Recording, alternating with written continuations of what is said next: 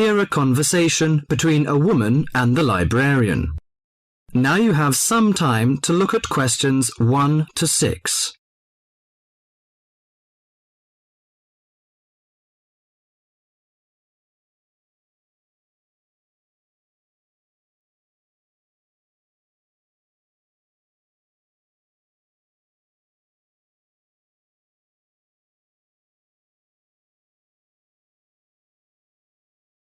Now listen to the talk and answer the questions 1 to 6. Good morning. Good morning. Can I help you? Yes, I'd like to join the library. We're new to the district, you see. Certainly. Well, all we need is some sort of identification with your name and address on it. Oh dear.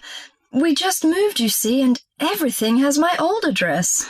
A driving license, perhaps? No, I don't drive. Your husband's would do. Yes, but his license will still have the old address on it.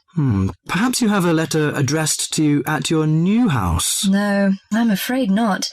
We've only been there a few days, you see, and no one's written to us yet.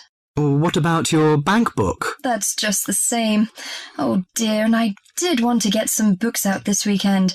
We're going on holiday to relax after the move, you see, and I wanted to take something with me to read. Well, I'm sorry, but we can't possibly issue tickets without some form of identification. What about your passport? What? Oh yes, how silly of me. I've just got a new one, and it does have our new address. I've just been to book our air ticket, so I have it on me. Well, that's all right. Your ticket will be ready soon. Okay, how many books am I allowed to take out? You can take 4 books out at a time, and you can also get 2 tickets to take out 3 magazines or periodicals. Newspapers, I'm afraid, can't be taken out. Oh, that's fine. Do you have a record library? Some libraries do, I know. Yes, we do. You have to pay a deposit of $5 in case you damage them, but that entitles you to take out 2 records at a time. That's good. Could you show me where your history and biography sections are, please? Yes, just over there to your right. If there's any particular book you want, you can look it up in the catalogue, which you'll find just around the corner. You can also find a touchscreen information service on level 2. Thank you. Oh, and how long am I allowed to keep the books for? Well, the normal loan period is 3 weeks, with 2 weeks extension. Oh dear. We're going away for 4 weeks. Can I renew them now? I'm afraid not. You must do that at the end of 3 weeks. I see. Thank you very much.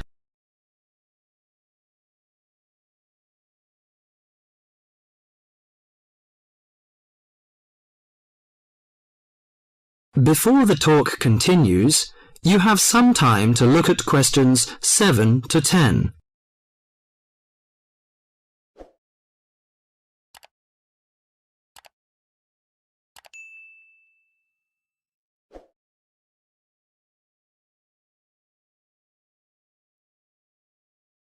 Now listen to the talk and answer the questions 7 to 10. Well, let's go into some details. Your name, please, madam? My name is Barbara. The surname is Cooper. It's spelt as Cooper. Fine. And what's your contact number? If we have new books coming, we can contact you in time. Good. You can call me on 723-6518, but it's better after 5 p.m. You know I have to work during the daytime. Do you need the office number? I don't think so. It's enough. Could you tell me the address? I lived in King Road, but of course you need my new address. It's 25 St. Mary Road, Hanwell. That's Hanwell. Is that right? Yes. Do you need the passport number? I just brought it with me. Here you are. Yes, thank you. The number of your passport is G5798-0942. OK, and your ticket is ready. The number is M930123. Thank you. Could I take a look around and check out some books? Of course, as you like. That is the end of section 1.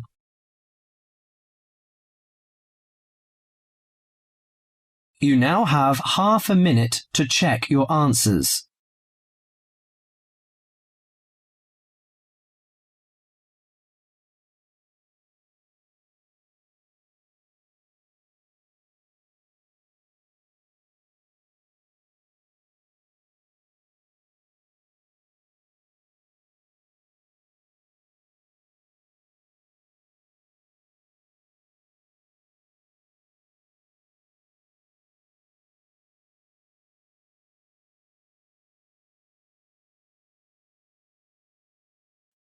Section 2. In this section, you'll hear an introduction on cheese making. You have half a minute to read the questions 11 to 20 first.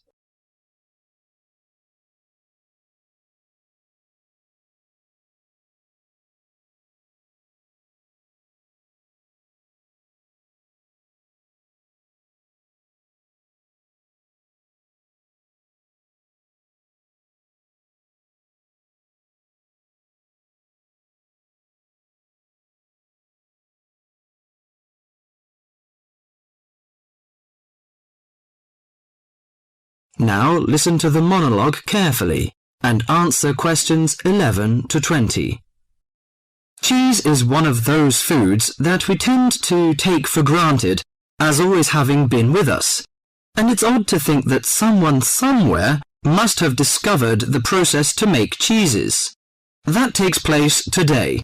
In the studio to tell us all about it is Monica Maxwell.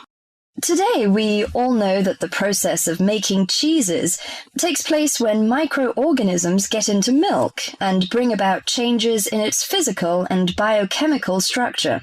Well, obviously, we don't know who discovered the process, but it's thought that it came from Southwest Asia about 8,000 years ago. In the early time, there were mainly two types of cheeses. One of them was rather tasteless and bland in the case of the so-called fresh cheeses, which are eaten immediately after the milk has coagulated. And another one was rough-tasting and salty in the case of the ripened cheeses, which are made by adding salt to the soft fresh cheese and allowing other biochemical processes to continue so that a stronger taste and a more solid texture resulted. The ancient Romans changed all that. They were great pioneers in the art of cheese-making, and the different varieties of cheese they invented and the techniques for producing them spread with them to the countries they invaded. This spread of new techniques took place between about 60 BC and 300 AD. You can still trace their influence in the English word cheese, which comes ultimately from the Latin word Caseus, that's C-A-S-E-U-S. At this stage in history, people weren't aware in a scientific way of the role of different microorganisms and enzymes in producing different types of cheese, but they knew from experience that cheese's tastes were relevant to something. If you kept your milk or your pre-cheese mixture at a certain temperature or in a certain environment, things would turn out in a certain way. In the 19th century, with the increasing knowledge about microorganism, there came the next great step forward in cheese-making. Once it was known exactly which microorganism was involved in the different stages of producing a cheese, and how the presence of different microorganisms affected the taste, it was possible to introduce them deliberately and to industrialize the process. Nowadays, cheese is made on a large scale in factories, although the small producer working from his dairy farm continued to exist and still exists today. Cheesemaking moved very much into the world of technology and industrial processes, although because the aim is still to produce something that people like to eat, there's still an important role for human judgment. People still go round tasting the young cheese at different stages to see how it's getting on, and may add a bit of this or that to improve the final taste. Whatever the scale of production, there is still room for the development of art alongside the technology. That is the end of section 2.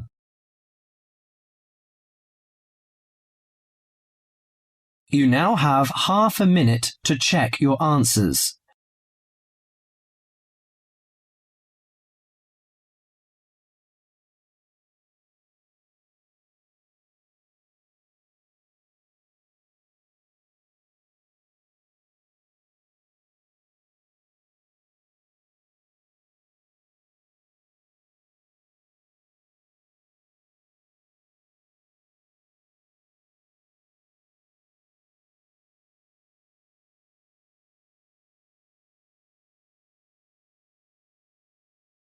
Section 3.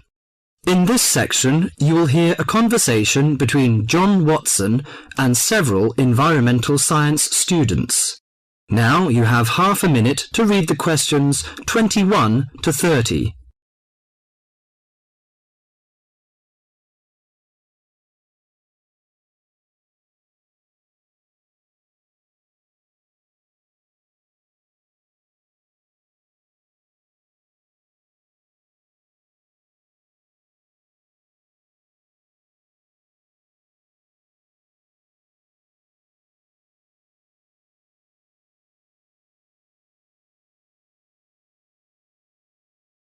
Now listen to the conversation and answer questions 21 to 30. Good morning, everyone. I'd like to introduce our guest to you, John Watson. We're delighted to have John with us today to share his views on conservation. As environmental science students, I know you'll have a lot of questions. So let's kick off by asking him to tell us how he got involved in the environmental movement. Thank you, Deborah. It's nice to be here.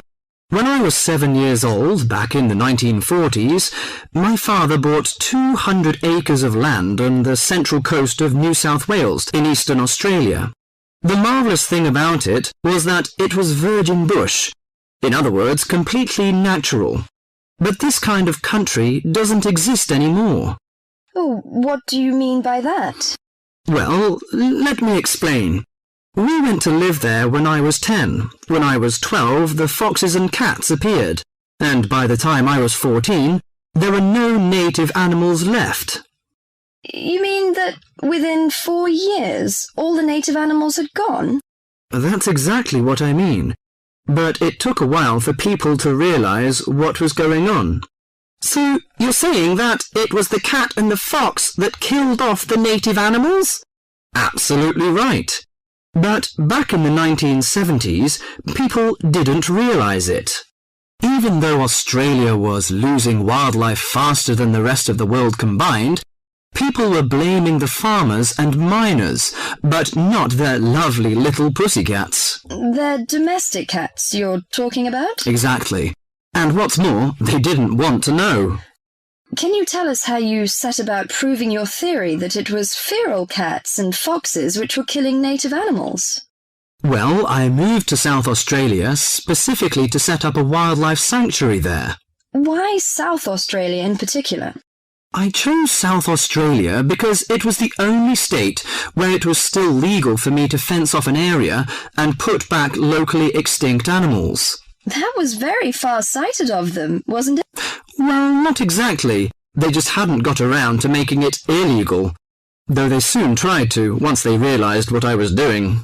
Did you ever get into trouble for your actions? Yes, once or twice. In 1976, they put me in jail for cutting down some pine trees to allow me to build a fence to keep out the cats and foxes. How did you get out of that situation? Well, I signed an agreement saying that I wouldn't go on building the sanctuary, but then I just kept on building it. That was very brave of you. Well, I figured that I had signed under duress, so I didn't feel bound by it. The sanctuary was completed in 1983 and opened to the public in 1985, and within a year it was overrun with native animals. There are other ways of protecting endangered animals, though, aren't there? You can raise public awareness through research and educational programs. Well, I don't have much time for that. Unfortunately, today we measure success in science, not by your results, but by how much funding you get. What you've done is obviously admirable. But don't you think there's an argument for letting nature take its course? I mean, don't you think cats and foxes have a right to live too? Well, no, not really. They were introduced to this country, but they don't belong here. But aren't you trying to turn back the clock? These other animals are here now. What is so important to you about native species that justifies killing any number of alien ones? I believe that evolution gave us a paradise, and that we will lose everything unless we understand the need for balance. But really, at the end of the day, it's just a belief. It's just a feeling. That is the end of section 3. You now have half a minute to check your answers.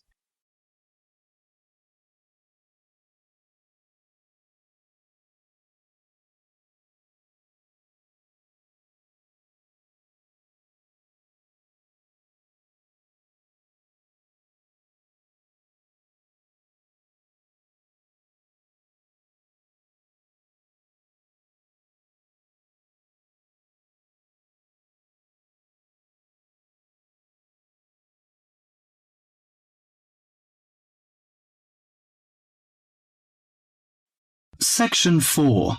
In this section, you will hear a lecture on the research on teen brain. Now you have half a minute to read the questions 31 to 40.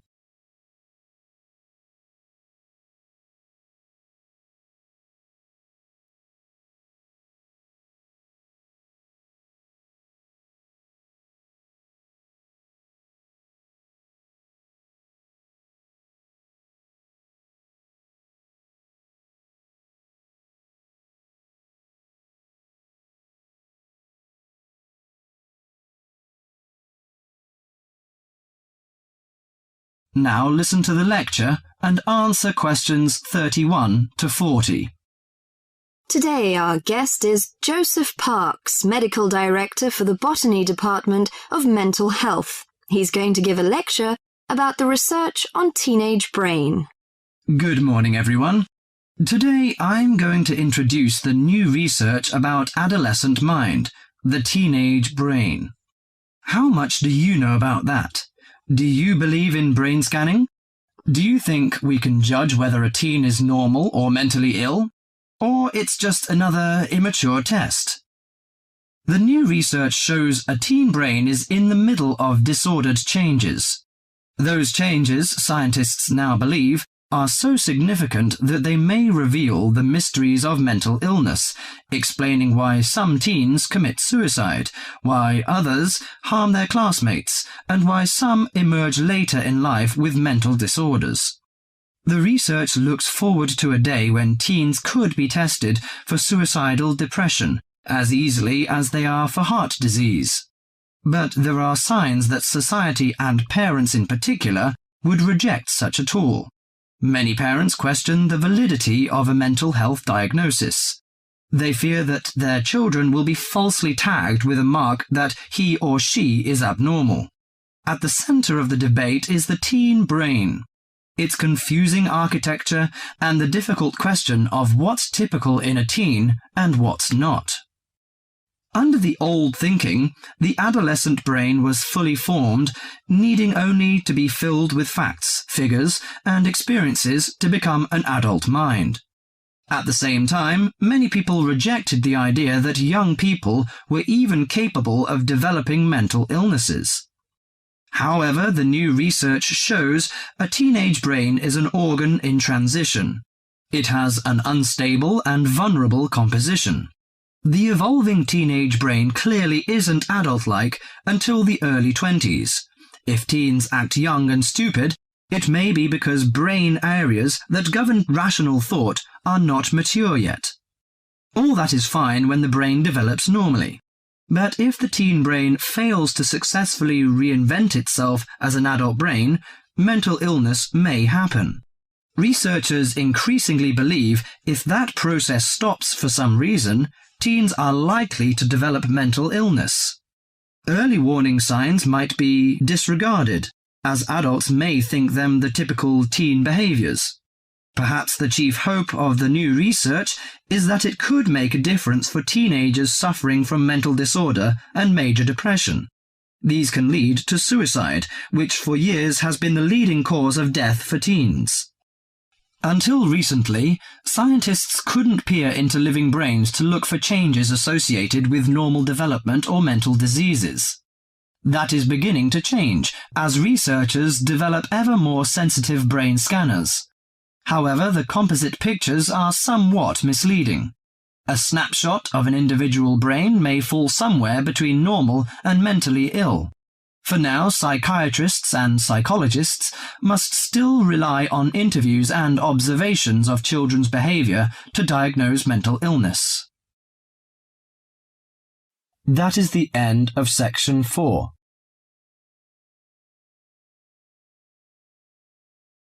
You now have half a minute to check your answers.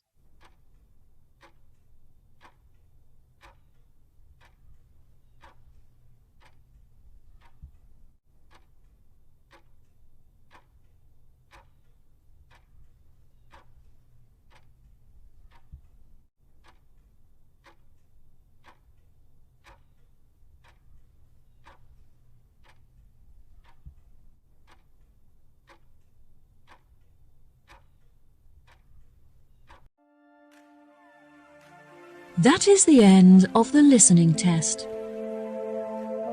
In the IELTS test, you will now have 10 minutes to transfer your answers to the answer sheet.